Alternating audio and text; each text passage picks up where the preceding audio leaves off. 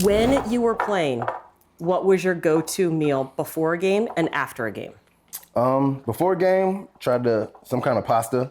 I'm sensing a theme here. Get the carbs. It's very good for right before a game. After the games, I can go something a little heavier. Wait, wait a minute. I think pasta is pretty heavy. What do you mean you would go heavier after a game? What's heavier to you? Probably some kind of steak or ribs or something like that. But before the game, especially if I need to burn off, get that energy for the game, pasta. Okay. Pasta to me is like a cheat meal. That's what I think of it as. Of course, I am not a professional athlete, so there is that difference. Were you always the fastest person in school and on your team? No, not always the fastest, but maybe a little bit more endurance running I could handle. Well, when did you realize that you had to be one of the fastest people? Oh, I knew that at an early age. I was one of the fastest ones, but not necessarily always the fastest. Do you remember like your nemesis in those sprints where you would race your friends at recess and try to get bragging rights? Who was faster than you, EY? Old teammate of mine, his name is Andre Barber, that went to high school with. He was pretty fast. We did enjoy our races. As I got a little older, say probably in pro ball, had a lot of races with Jacoby Ellsbury. Really? Yes. And who won most often during those races? They were good races. I probably had majority, but at the same time, I know one year we both won the stolen base title. Same year, he got American League and I got National League. So I guess those races paid off. Running against him. Now, when we think about stolen bases, obviously speed comes into play. But not everybody who's fast is capable of doing what you did. So what else goes into being a stolen base champion and now helping the current guys pick their opportunities on the bases? Just knowing the situation, knowing what the pitcher's trying to do to the hitter, and just being ready for your opportunity. Pitchers have different tendencies, but everybody's different. It's just a matter of knowing what each pitcher does and really trying to take advantage of it during the game. Which of your dad's teammates made the biggest impression on you? Ellis Burks, when he was with Colorado. Okay. When he was with the Chicago Cubs, I was a big fan of Fred McGriff. Actually was over there.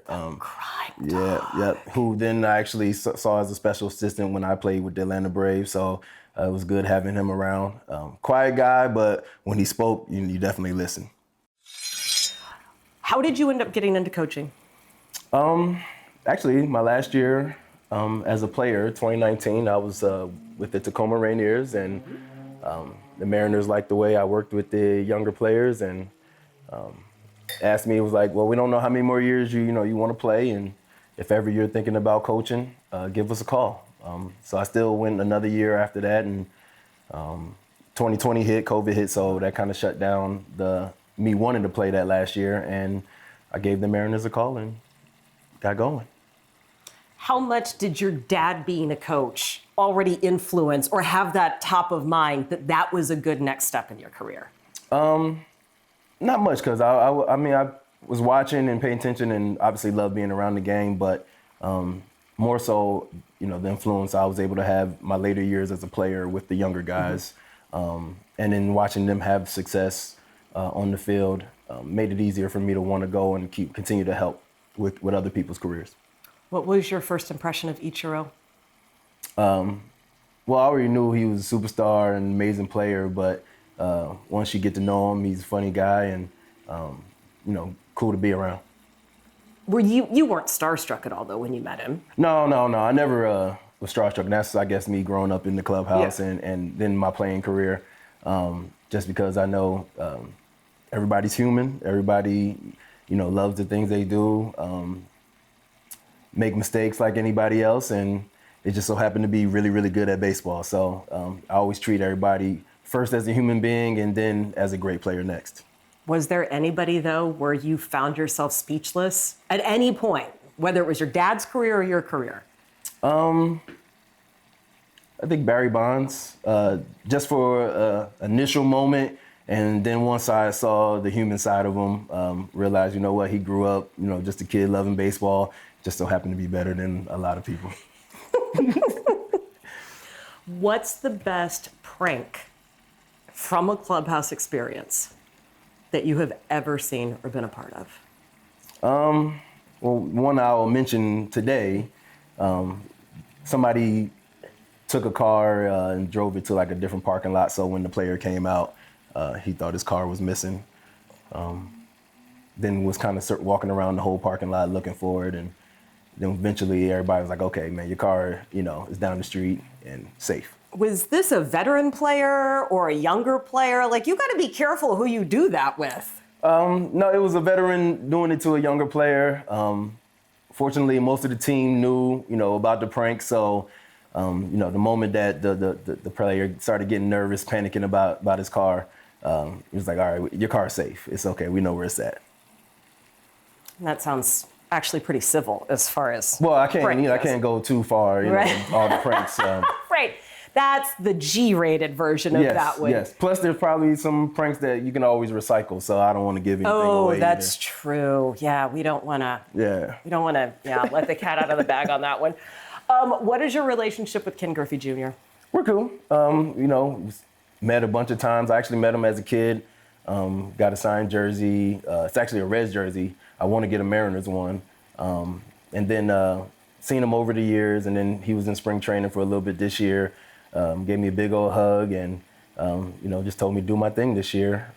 So that, that was comforting to know that, having his support and, got to represent the juniors, here in the Mariners. That's true. Also really cool, though, because you've got the same father-son connection, and you probably watched him before you got into the big leagues. Were you around him? King Griffey Jr.? Yeah. No, because he was always on the other side, playing against my dad. And like I said, I got to meet him I think I was 12 the first time I met him.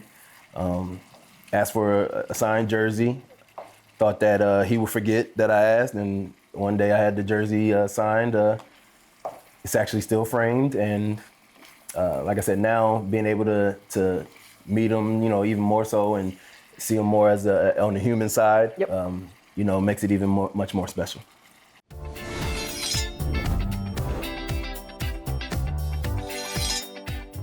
I Cook, You Measure is presented by Safeway, who welcomes everyone at the table through the Nourishing Neighbors program. You can donate in stores or by visiting nourishingneighbors.com.